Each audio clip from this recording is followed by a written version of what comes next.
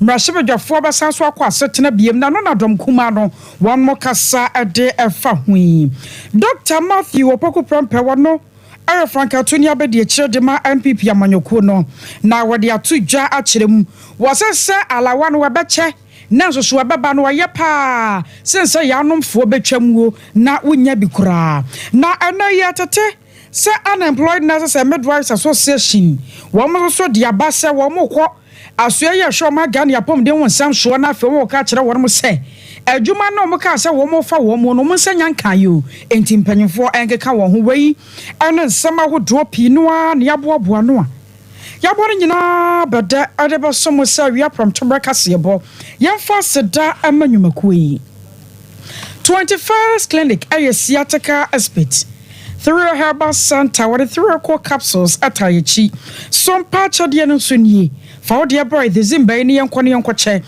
express group na de wotu kwan liberty conference nyame yadomo a memenda ye de no yaba so live anya asem keto makra emi pro service yan kan chiro se we business owner fa ho bedom ye na yemfa wontu kwan enko China mem cloud internet enso boya my internet no agina so eno achi no CP Ghana Limited ya the fertilizers papa ye ho juo na ho ni asem enso aba Ghana memu eno achi no through herbal center the 3 core capsules atayichi mizo ana 5G one so aka ho bi enmako we na brepam ya besane one mo sempa no de akere wona so nya bietie no akwakopa bi no wato menso amatena se age adwaden den na mebeken kan semi kroje de ama wo no medin ene akosia age wakode boaten afenye brana sem no yenchichim Mampanya be de chire Dr. Alhaji Mahmoud Bawumia ne nto abona probona kwakopiem ewo Flaumantam voter region ya wono mayado hye no eguso oda edi nkomo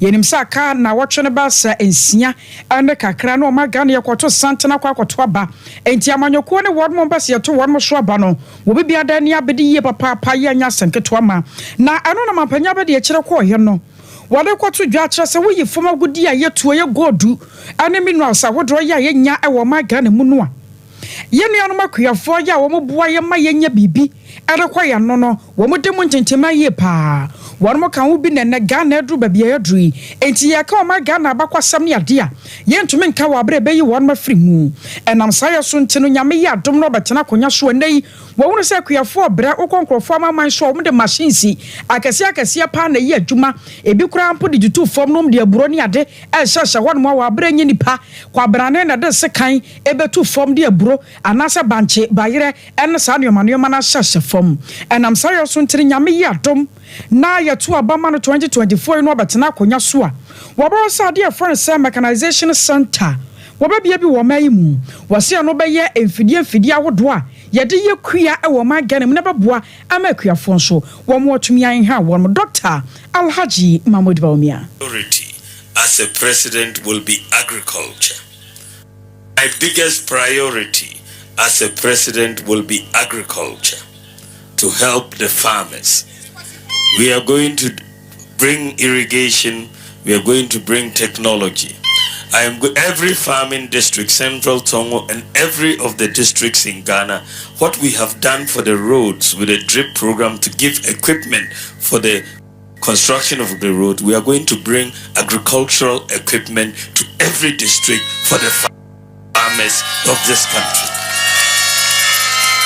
So every district will have a district agric mechanization center where we have tractors, we have combine harvesters, we have planters, all farming equipment that is available so that the farmers, when they need it, can get it to do their farming.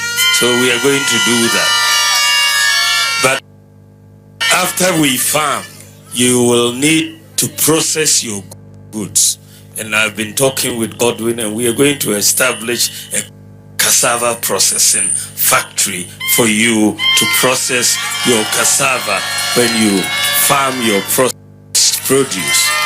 And that is not going to be a problem here. We've looked at all that it will take, and it will not be a difficulty for us to give you a cassava Abusiani Atan Kaya Ghana Mampanya Bedi Dr. Alhaji Mahmoud Baumia ana wade to judge mo hyehyɛ for kra ya wade ba boa sane ba ya yana nanma kwiafo nso won mo ho ebetumi ahenha wonom ana dom ka se ya wo ma Ghana ma hyebadwafie wo mo da krata akwa speaker of parliament ya wosre se anuama wodo ye gumra hyebadwafie wose won mo so asu adwene ade fa wo se bill ahodo bi won mo bagye atum na baba ye mra na doso pa ewom sa aka na kakra ne ato abade na hyeso ewo hia sasa hyehyɛ no wode gu akwamu ansa na abato obere no aso enam sa yeso ntini wo mo hra ne mu sai ananso achi no speaker of parliament obesan so afra ma hyewdwafo no nyina biom na won makɔ na hyewdwafie akwa hyemra aka wo bi ama kɔdom kuma no afa won monyafo Alex Tete wono akadom kuma no ho ma hyewdwafie ana ena no pɛ wade ache bia dwumadi asuo no wona Sompa kase adi enkomo waya second deputy majority whip ana wakasa akire mu se nyame no no kwasem nie se wo hwɛ mu pa no a anioma egu mrahewdwafo so mrahewdwafie no edoso ye papa enam sayo so ntine won mosere say speaker of parliament won keka no ho won hwɛ no won fa yie nto yie ma hyehyɛ mapa entimi nkwankan sane be na ne kire yada won mesan so bie ma mrahewdwafo akwakwa hyemra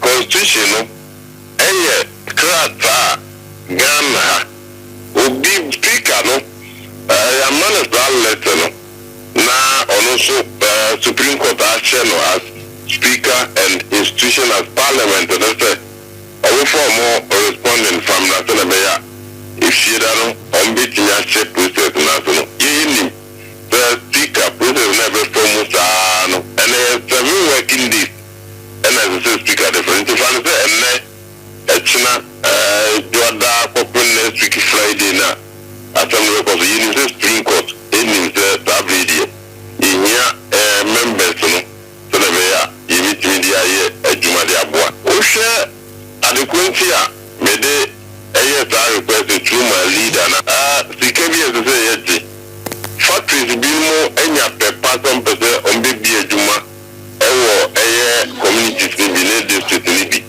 na so na be ya Ghana manchene no mo na use school no be adwuma aye the to so bi also Ghana boundary commission bill bi wo eno no enya pa na tien se okaya in 2007 one Omanpenyi kofo I for tembia ye bapawa yitimi ya de bomb mu ni nyina no enya oye de mai ko di wo afo e de international court se that area ne yo mu dia pam no ye ko ni masters map o mo ye ni e nyina sabri no e for na Ghana ya ta se anu kokuti en penfobia soja phobia na o tia se den ni e o timi apeke map ni e ya keka bu mu anu Ghana ye bandura ye wo ese ye mradi talachi sene be ya o mo shishi other countries ni mo bi aje to say I was on your turn and carry a second deputy majority rep no yera Alex Tete and now day to ja a chesa who be yes some for one masan so kwa setena biem sene be ya nneoma hodo a eya catch you our mrasewdwafie no wobara no atumi awie ni nyina da na sasem kroya wono ka ho bi ama de ache bia dwumadi so no mahene ya odobo ache bomoden ane donkuma no afem aso ayetwe nkomo na ora Eric Afo wono so ane wona kasa ya wo ba ba kire mu se nyame anim nie de majority fo no hya se ya won mogeka nyina da no aya bosia ntia bosia bia wo de ababa to dwa ewo mrasewdwafie na mo hwese wo bagye atum no makwakwagye no eno ntitiro mo ho pere won mo sasansa nanu no a Speaker of Parliament betena ase no na dom kase no na won mo wai wo mo dodo no kora po na nsada nso bia sa enti ena kan wo bia ma Speaker of Parliament wo gina ne to media so a wo tu nuoma no hyeda se woni dapote pa ya wo befre se mrasewdwafo ensan so mra biem enti sa akwakoba no se ya na se nyo bi ne kumantwi mrasewdwafo ye dom kase no wo mo ka ho bi ena amana ba ne sei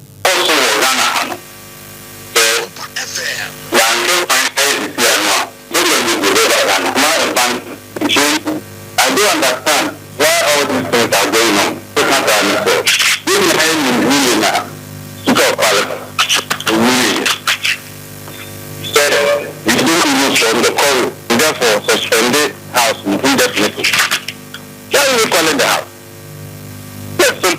show no. Why are you calling the house? As at now, you're 135 members of parliament. That was minority side, which is MPP.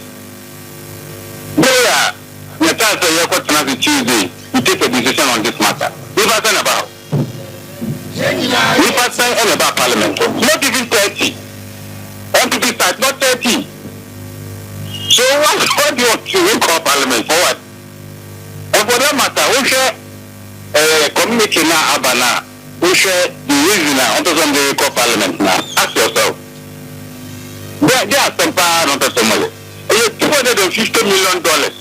No, not for you. 20 and more call parliament. I'm telling you, $250 million US. Now, that's all more general. Or no, 20 we call parliament. I was saying your turn and Kaya, ora. Eric Afono na watchere mo se dom ka siere mrai no ma ma chere mo die ntipa e no pesa fedie mrahye odwafie omsanso ekoho biem your to ansem no so na Dr. Matthew Opoko Prempeh Franka Tuni abedi chirotama NPP amanyoku no ana yaka se no wono so so na adesuafo a wo moje ntete ababa ya nursefo ne midwives kwalebu training school akwakohia adinkomo wo no de kwotu dwa cheze hwe abawe nya bi kura no waye bi allowance wamano aba ewom echecheche womu ana kem womu ana kem na so no eyase de obetwa muo emra bi atwa muo mampanyinu betena akonwa so wono kura de wakonde me yakura wo ma bibia ye tantantan ewie kire wo ye se wono kura mpo no sala wono wontimi ntua ne ntua ne kina nam sa ye so ntino se no kura mpo na Ghana fo begina so to abetia na omunye ya wotwa muo enti were nyina no ya dance ye se NPP amanyoko betena akonwa so no wono matumi aye bi wono madom amane ala wono aba na momuo no asa ni tua na ekwantantem so no eno na ha adwene na so no wosere Ghana fo pa se wo monto aba enfama Dr. Alhaji Mahmoud Bawumia na la wono a etete akam no nyina da won wese obetumi atugia who was the minister for health who was called Rojo Betelnuru. He said the money to go to the hospital, they diverted it to a campaign. What has hospital building got to do with nurses and teachers and lawyers? I want you all to continue to tell NDC that we prefer the Alawa more than your sweet stories. Alawa is equal to MPP. Alawa near MPP near. Alawa near MPP near. Just about a few months ago, Dr. Mahmoud Bawumia was in another nursing training school, and the allowance are delayed. As soon as they told me when I get to Accra, I'll sort it out. Then the student of the school wrote a letter and it went viral. And what's that? They said they are the nurses in the Dukwanonofi Nursing Training College. They said a delayed an hour is better than a delayed an hour is MPP there, MPP there, Bawumia. So if, like they are telling me, if you want your allowance to continue, there's only one option. 7 December, what do you have to do? 7 December, what do you have to do? 7 December, what do you have to do? I was saying that your son on where Dr. Matthew Opoko Prempeh and watching no.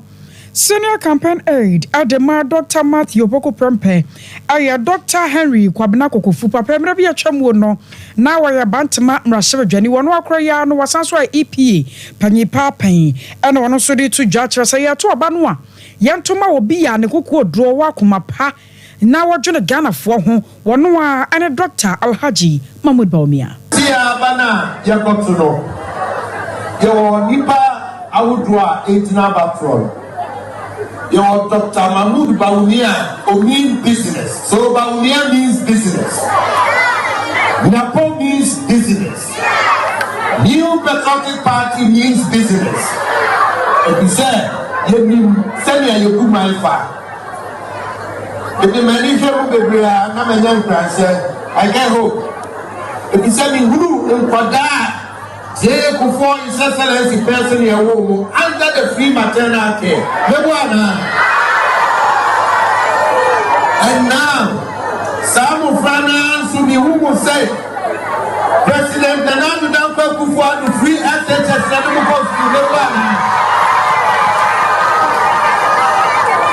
now, your Akal is a good chair, President Dia, or a president for your future. And that president is Dr. Mahmoud Bawumia, backed by his vice president, Dr. Nabu. So, and then, you are the Munia Bremo, my uncle, my papa, will be there assembly now at home. I was your warrior senior campaign aide at Dr. Matthew Poko Prempe, Dr. Henry Kwabnako Kofuni attending Canona, Yatatessa and Unemployed Nurses and Midwives Association, Yawa Maganamon so, Ades Chasso Sawa Nantia, Monten Shaka Copium, I was ya, show Magania Pom Dimun Samso, the Aquatompan for him say. Nancy ya die, we are so move for Mojumana Yachadodo. To move with someone no massa catch the one say about trouble, one can come away, and son about what dano address. So now I call man so now Ora Harna Ibrahim, where president at the Mokwe and Church and Combo. What I can say more how? I'm at all, Major so. None your mamma called ye. Yamiadum Boko, that I'm a man in Camisar across Sunny Assassin. Dr. Matthew Poko Prempech Remusa. Sala wabecha no eyase ne se yebetwa mu kura mona nurse adwuma yaja obeka amaje ho ntete ya mawura mu alawa yi so so mama bi nkakra asem yi moje ne sei that's me chat for alawa see I me a victim of unemployment na sir allowance was launched in Sunyane. Mekai the statement of the president and not Danko Kufuor. Na Okan Sunyane nursing training say may be better to nurse for na inform Juma. I come in more come entry allowance. Now me can say if you're 9 years school. Say I come in semi allowance na ma betrafi en fie na ise ya en coming yes say sana come pe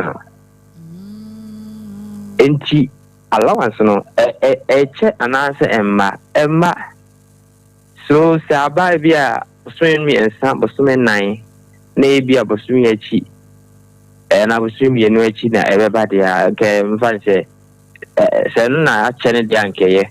But I yes answer it. Nasa when a macra that's okay can see it Yamwalawana. Emma, me fight your sanity, Emma. Not to say near the case of Crano, bear 5 months.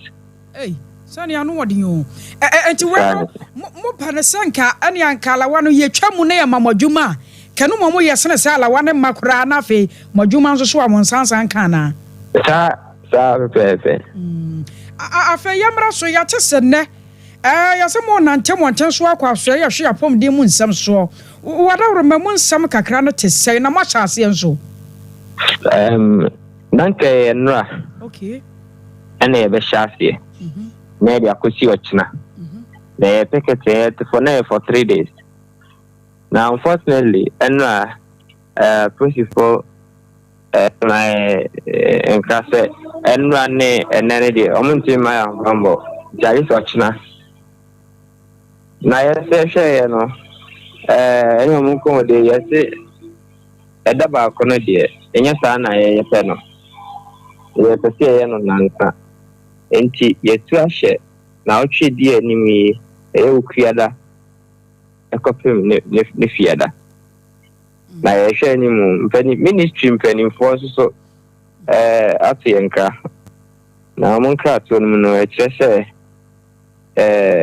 brade di animi no na yehwe se ye be place na ma hu se o me ko hospital we e o region say mu na ndase na me share adwuma ase no omu beje ho adwuma mai other than that ukua de di anyway ya de picket no be hye so e won kran mokrataria bada ba pote sansa yenim sa bibia te se na aban no ahya mobo so obefam adwuma sa mo de nka motem ba bi ano no aba hya de bo se wo famo ana wi echi ya ate adamuo enti modakrata ne ba ye no mahu sa bi a aba mo mpanyimfo bi afra mo sa nyam bi amonto mo bo ana bibia te sa I ministry Enyankra free ministry PRO na ofre no otosa frɛ na ka meeting ni Tuesday Endrachi anopa se ministry mpanyimfo pese oni ehia nti ne yo ya hoboa kra ya chei HR also afre fa ya mpanyimfo ba akoso ama enyo hia edin kita ho hakra na momentum no aye reassurances na say oh montwen ye eno so na ye mpese ye ntimi ngi ndi biom no na what that pote say that say ana ye be fremo because ye de na ye nim say ni anka ye problem no e financial clearance say no na ba abo ho there say abai nanso ni etia na tie anka ni say clearance na aba no because mo Ministry of Health catch say omo de omo ye ready the omo twen aye financial clearance but no so aba ama ya access portal 2 months na nra pepe aye access portal no so yen nyahu hospital awokoye adwuma edase na we share adwuma na se obisa ye nim da pote ekra sa information ye sabeka enti sase anu nyame ye adomo a wokuwa de di anim yi sada mo ka sese mo ante hwe mfiri won mo ho ani ade a mo ba nante akwa asoye ho no nyambe ya no enipa dodo se na bia mutu sa na mo no akọ na de na mo hwa ni mu se after that no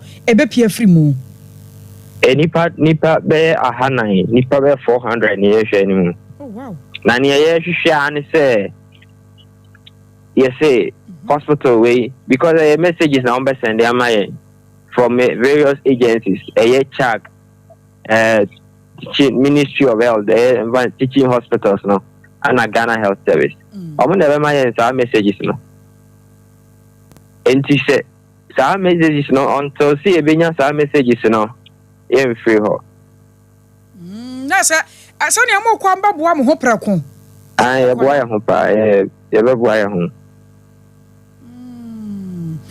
yero haru nei me how pi wa ho sane ade no wa se nyame ya adoma wukuwa de na aposifo no wonu ma hye mo bo se wukuwa da de on benya ho ana e ba chan ye ni omo adin kita ho omo ana se sa benedi on betimi enya ho okay mo opanye me ya fa won sini ya hwada wukuwa da no de epia fi mo ba wai me da asipa me so me da si abusia wai aye unemployed nurses and midwives association wo mo na nse ye mo aban de ba ye se ye fa nipa ba sempim num ni akire adwuma ye wi akira wo munyina sa tifie no enti na se emu asem ani kokoti we ye Haruna Ibrahim one president Adema Unemployed Nurses and Midwives Association yotwa ensem no eso oro kofi kronten wono arese o magana beto no so abafi na wababa mampanyini na panyipe wono no de no wakɔ ne kwanten kora independent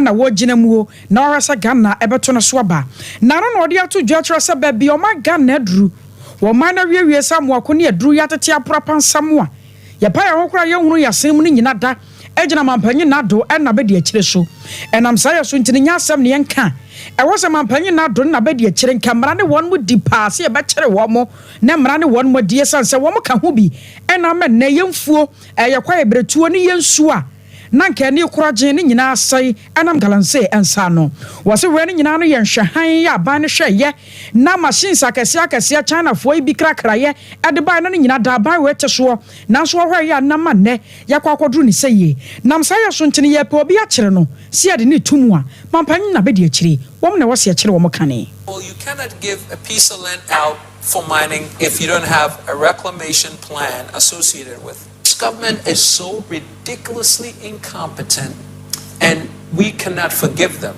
I am sorry, we cannot forgive them. And then when somebody goes out and protests, you have the audacity to arrest them. Do you understand? The people who should be arrested and put in jail is the president and all his ministers, because you have violated the highest rights of the human being. Who is the most important person? Who is the most important value item on earth? Who? Not the human being? And you are injecting lethal synthetic pharmaceutical into the human being. They respond because they can't take it anymore, and you arrest them. The nerve of you to arrest them. You should be in jail. And every Ghanaian should be there. You should be upset, as I am, as all the protesters are, and if they want to arrest all of us, we will see. This is ridiculous. You're killing us, and they're responding, and you arrest them. Are you out of your mad mind? This is so upsetting. Do you know you had an injection of galamsey today? Have you eaten? Have you had breakfast? It's in the water. 700% past the standard they need to have in terms of the purity of the water for them to experience even more purity before it goes into the water system. And these poor people living in the villages, and they're fetching from the grounds. It's all contaminated. Listen, I'm president today. It's illegal to mine, period. The problem has never been the small-scale miners, because you know what? I was away. I rock of few quarantine on a papa was a Ghana for a ton of swaba. Some penny name on all the end you walk on a quantum cura independent. I will Ghana a memo. Now you're concerned from Ora Oliver Baka Voma Papa. Ye body deep and us a democracy hobble, and no one about Timon and what I yatra. Womko Yanaki and himself, Janka Yasum Jemu. Now what the Achara banner said. Baby, my Ghana when you soon your quite to a send as a Korea children. Now some money be a question, any pebble some Yana Omodea Hukasem.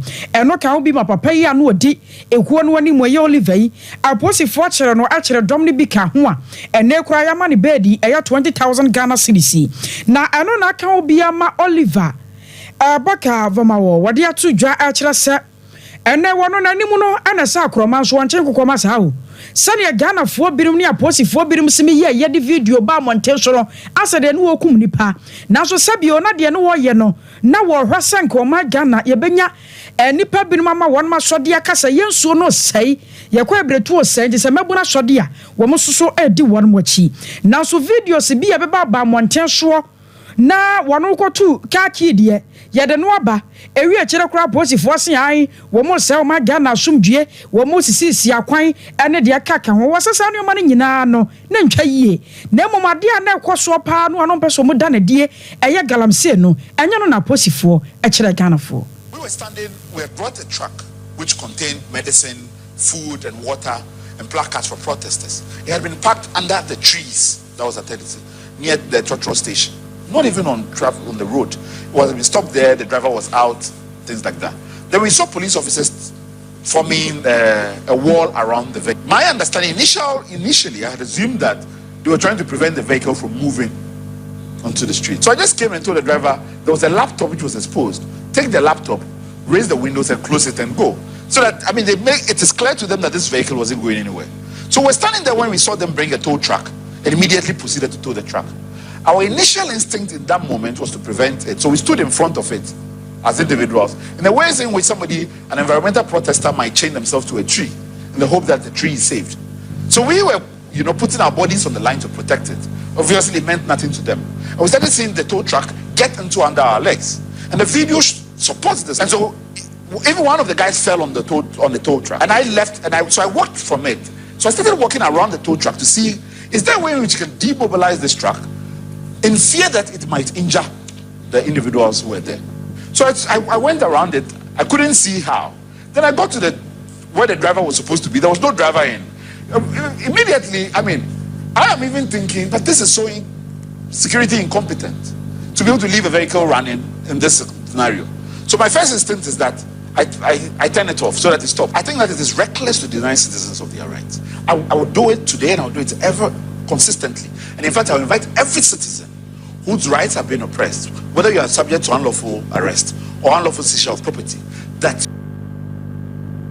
so way aye democracy habo nanu adaya chere mo ya panyi pa odi animu ora Oliver Baka Vomawo ana yetene nkan cloud internet aye internet ya abusua se wodo ho ba wo no mo se wo momuwa wo na internet no nyina so 24/7 wa bra entete nko wo nya wo haw ne amane bi afri mu a cloud di hu djuma wo CCTV camera on be install bi dia ma o kama digital security locks web hosting ni nyina no wo ye ho adwuma aya cloud nsano top high one love fm and din hwani mu 0202 699 110 0202 699 110 OCP Ghana Limited yet fertilizers nabo ekuafo mu nsomu se de mampanya be de kire se ye bebie machines awodo center e wo my Ghana mu ababu akua yonti enya afekura na ade soso ne ade kwa wo fom machines no ana etutu na ye adwuma na spray so na ne yoma ekon kan eno sa no hia fertilizers a eno so bebo ama no baa na so do so kama OCP fertilizers eye papa say ye wo NPK 15 and ye wo 10 TSP so de wo honom emu bia no kom ya wodo a ye to fertilizers a won sabe kabi ana wo de frɛ 0555 909 437 0555 909 437 3 herbal center the 3 core capsules aba ayekoko master dro sisi ade yekoko ne ayam timu no wase obetimi anya bie no wano no we anka basabasasa anya de wonom ya horo na osan hwo no we de no de edaboko afi obetimi de aye adwuma demo ni nyina ebere semu no na wakwakoye ho yie wokokole na keba dan heba mistini apedanka ya bisa ana free 0546 107 107 0546 107 107 abusia onyame zone 5G ya won se bebo opa ese ya keka kobro nyam ai ye kwa kwodi bro nyu eje wo se to bi gu honom na nkoda na nchere wo mo so mfidi say yes won ma babusua bi no mabusua no anya hwekura no mi zone 5G die wo mo so anya bi ntom ne skafo nyina da ebo so pe wo ko ehwe overseas junction 21st clinic won mo benya bi no watu anase komi a wodo a yeton wano no de no wo ko awo so pemizo and 5G drink imo pro service abusua de wotu kwan yo ayana sunjumade nyame yadom November 8th na se ye tu se ya akọ China na China mamu no aye akono ye ne mpanyimfo ma adwumaku akuku dam ya won mo ye adwuma kese no ye ne won mo kwa akohia afa ye bede de ye nkomo meetings ahodo bekoso ye bejeje wo mo numbers enti wo hia bibi se wo saka na wo so krade bo ma Ghana mu a eno wana se wo frɛ wo mo de aba no aye bafua ye se aduane a wo bedi o visa wo ticket meetings ahodo no sika bi ni ade e betuatua ba bia wo beda ni nyina no ye $2,499 asam ne ye kan ye wa chemota mo bibia ni afre ya homa no wai 0244 92 4573 0244 92 4573 Express Group de wo to kwan he na peso ko Canada US Holland na UK Australia New Zealand na Expresso abusua ye do be kwa wa bratemache bia ma ho se wo ko sua de okwaye adwuma to holidays bi na wo kwa fa badan ye Kumasi was a full about Accra Kaneshi First Light 0249 00 0448 0249 00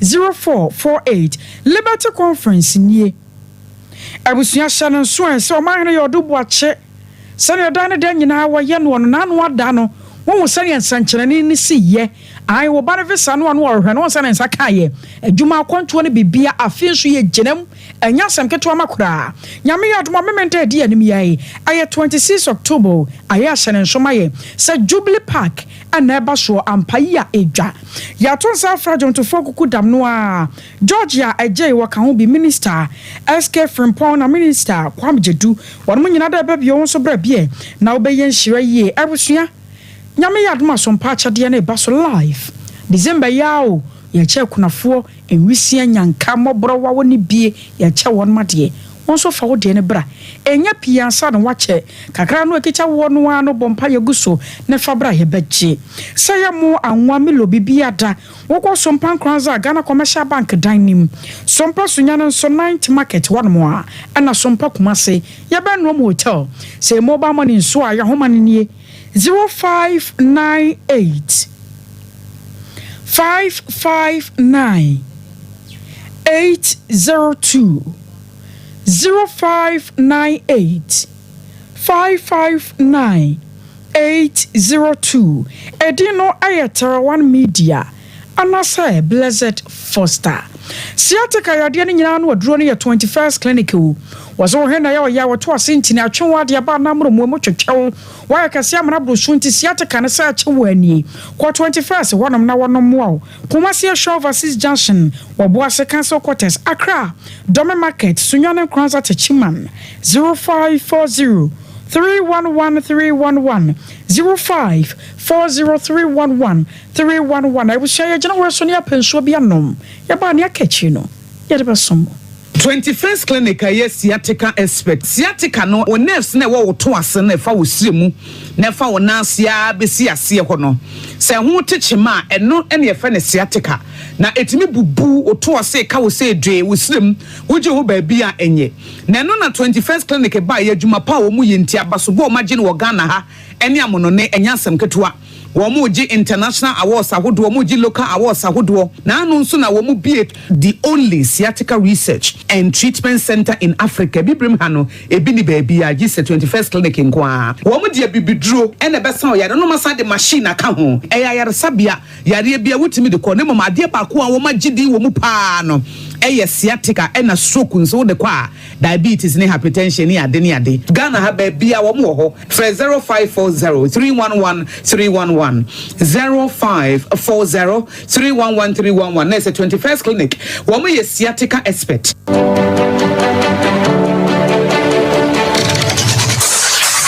Introducing Mixer 5G Sparkling Drink, a whole new refreshment in a can. Mixer 5G is a tasty non-alcoholic drink. It is a perfect companion for all your events, including parties, weddings, and funerals. It is made with green tea, ginseng, guarana, grapes, and grapefruit. Get refreshed with Mixer 5G Sparkling Drink. For bulk purchases, contact 0246 270 221. This advert is FDA approved.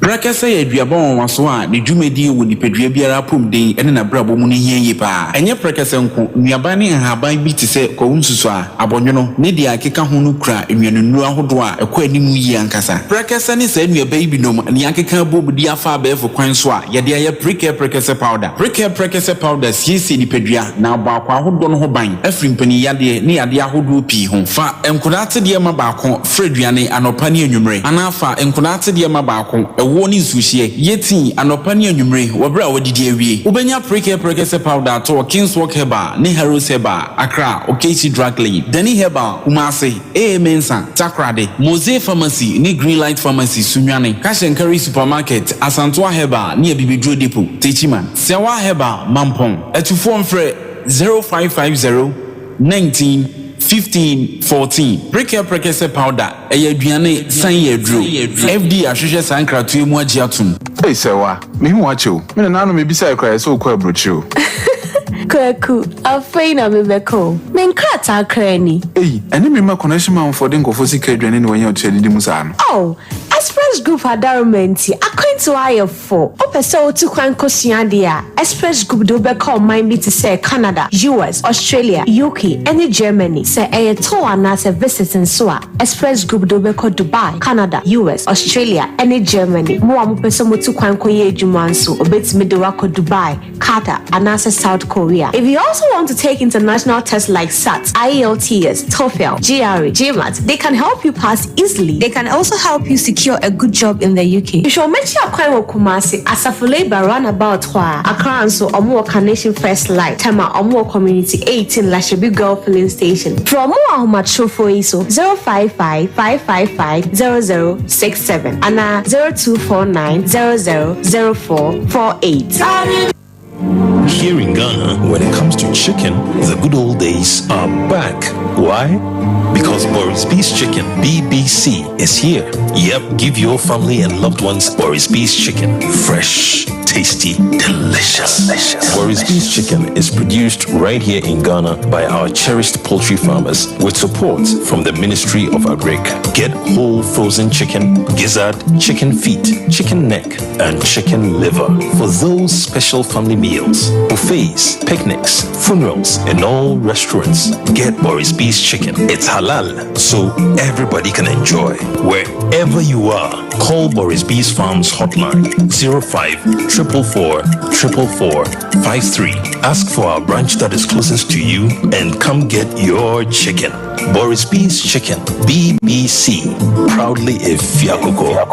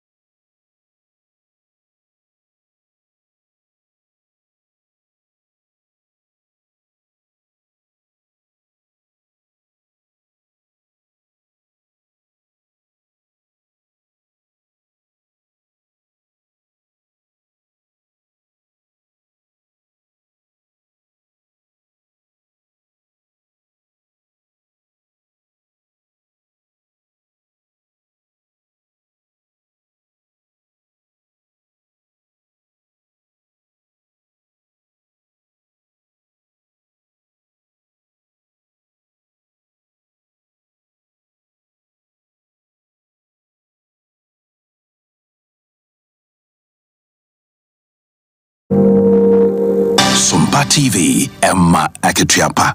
Amakatiapa mpabusi adamu aseyetwa ansem no so na Ghana Cocoa Forest Red Plus program wono so afato wo so akosuku ahodo mu wi akire kura no wodnani akire mu ewo ahafo no South West mansini mu ade nkonwa ne tables besa ha ne odo wotwe ya hwehwefo oha ade eka ho na wo mede akwakoche sane ebeye beboa na apagya enwomesua ewo hono mu yi papa na ekuo akire mu se Wamanya enwomesua chechefo dadwene ane adesua kasa ada na komaso no ya na oman ne pagya ntem enam saye so ntino na se enwa kwakonya se omso fato won ho so na wasa sanu ma wa nyina no emo chechefo ane adesuafo na aka ho bi ama enei Reverend Augustine Dabo wono ene de nyoma no nyina kokoche ye a wogina so ekasa ye na sei ena no botae no ochichi Ghana Red Plus Kuya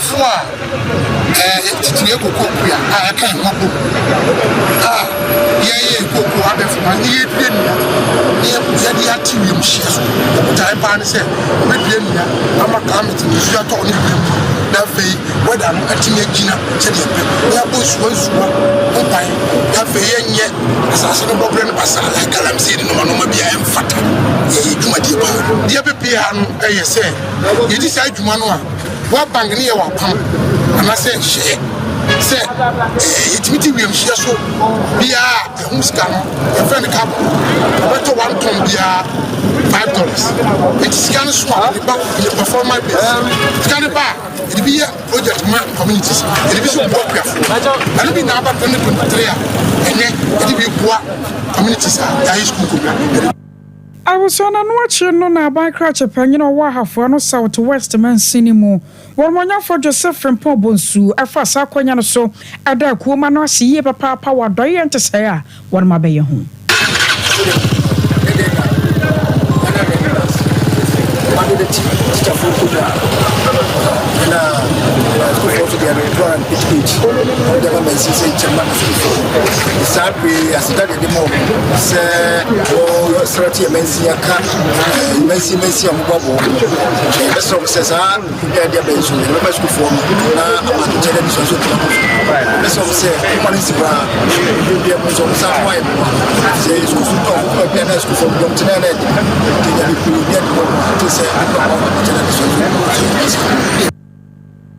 Na anoche no ana Ghana Education Service one more krabata ye wa hafo no South West Man Cinema wopanye pa ye wono na resika sam ne nkonta wo nsam so ho oro wusu adu ye bo a wono so fa asa akonya no so ada ampanyifo asebio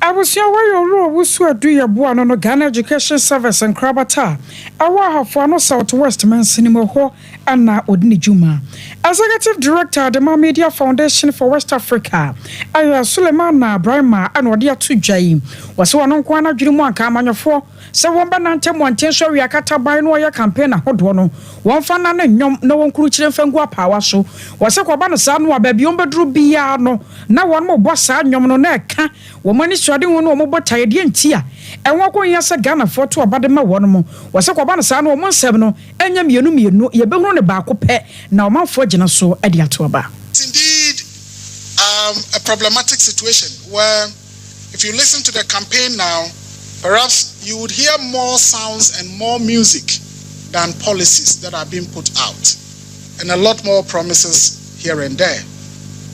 Indeed, that is why if you take the biggest problem of Galamsey, which is destroying our environment, destroying our future, both parties are shying away from touching on it. As he said, it's about we don't want to lose votes.